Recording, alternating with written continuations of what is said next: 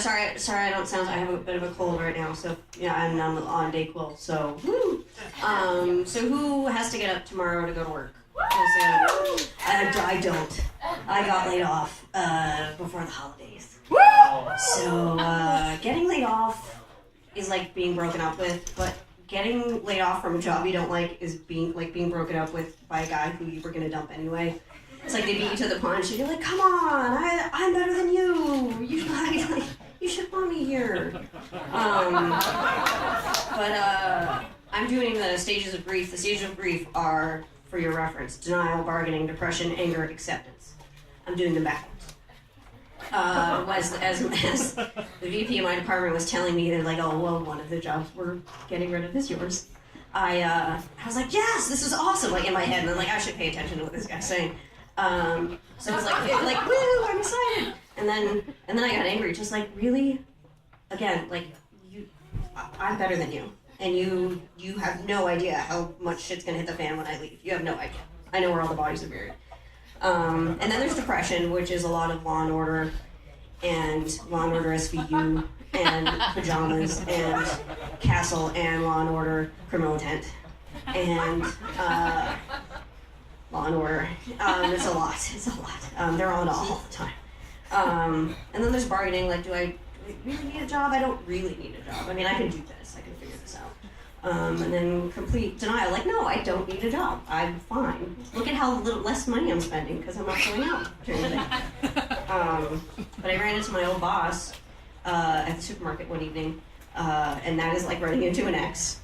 I thank God I showered and put on a bra because it was like, I had gotten up like an hour before. It was like 7 in the evening. And so I was like, I just finally got out of bed and I was just like, yeah, so I'm doing great. I applied for a couple jobs today. He didn't ask how I was doing. I just jumped right in. I'm just getting moving. And it's like, no, I'm not doing any of that. I'm sleeping all the time. But yeah, and then I go to the checkout at the supermarket and it's a barrage of questions that I don't need.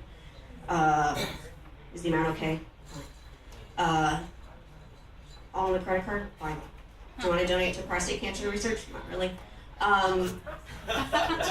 you know what you want to be when you grow up? No. Do you believe in ghosts?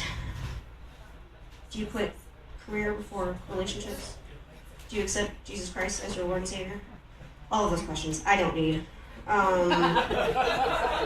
while I'm at home, I'm trying to not look for jobs. I have time to troll the internet for men.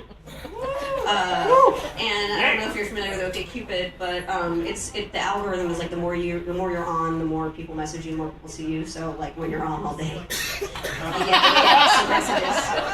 I got a blank message. I don't know what that means. What game are you playing? Strong silent type. What are you saying? I don't know that play. And then I got a message from a guy. I transcribed it here because it was a winner. A guy, white Jewish guy I'm Jewish by the way, from Bangkok, Thailand. Jewish guy in Bangkok, Thailand. First of all, what are you doing in Thailand? Whatever. So I live quite far from you, but I am writing because I have a good gut feeling. Will go a long way for the right Jewish person and do almost anything to have her in my life. And he's like, so I have to ask you a question.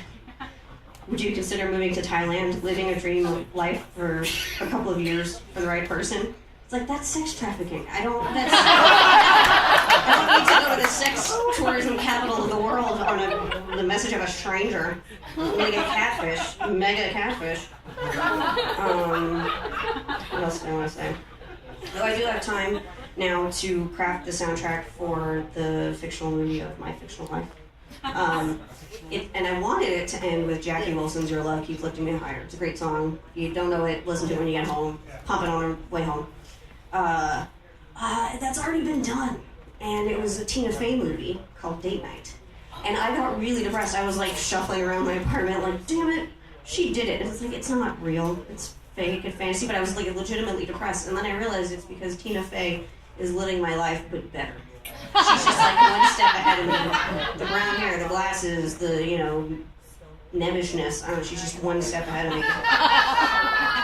Bitch. But a song that I am going to have in the movie that I don't hear a lot is the Jesse's Girl by Rick Springfield. Rick Springfield, I mean, he's gorgeous, right? Anyway, but then the song is, I want to tell her that I love her, but the point is probably moot. That vocabulary, that's just sexy. Like, nobody else uses moot or anything like moot in a song. So I dig it. And that's going to be, I don't know, somewhere in the middle. I have to find a different song to end it on, though. So that's my time. Thanks.